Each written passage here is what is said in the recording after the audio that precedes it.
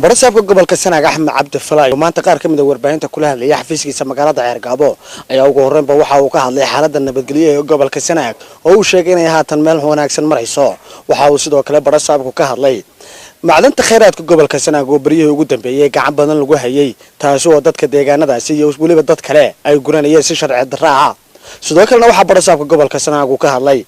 xayawaanka loo yaqaano diinka oo maalmahan hadalhayntiisu ku soo badatay geyiga Soomaalida isla markaasina haatan aan la garanaynin meel la geynayo kuna ay u guranayaan si xawliya waxaana isagoo arrimo kale ka hadlaya hadaladiisi kamid ahaa halkan waxa aan doonayaa inaan baaq ugu diro dhammaanba dadweynaha gobolka Sanaag meel ay joogaanba guud ahaan nabadgelyadu aad iyo aad u fiican tahay waan ku guuleysanay wax badan oo kamid ah shaqaaqadii ama dhibaatadii ka dhacday gaarigii weynaa ee horumarka soo kordhiyay ee gobolka Sanaag la keenay ee ahaa bari iyo galbeed uma dul qaadan doono sidii aan ku horeba u qabanay baan gacan bira ugu qaban doonaa hadii Ilaahay ka dhigo cid isku dayda in ay dhul jiif iyo wax la mid ay meesha keenaan oo ay la yimaadaan laamiga wadada furan sidoo kale waxaan aad iyo aad uga digayaa halkan bariga gobolka Sanaag gaar ahaan degmo Ceergaabo area waxa laga soo gurtaa oo la leeyahay waxa maalin walba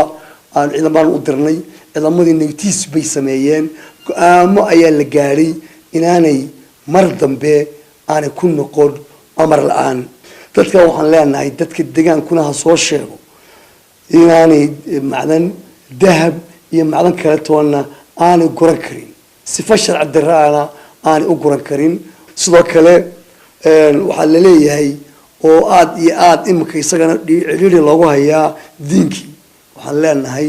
war Ilaahay ka cabsado wax hawayaan noola waxa ku falaysaan garan mayno waa ugaadhi dalka haddii aanu aragno ama cid loogu soo sheego iyadana waajibkooda ka qaadan doonaa haddii la ka dhigo hal la badbaadiyo guud ahaan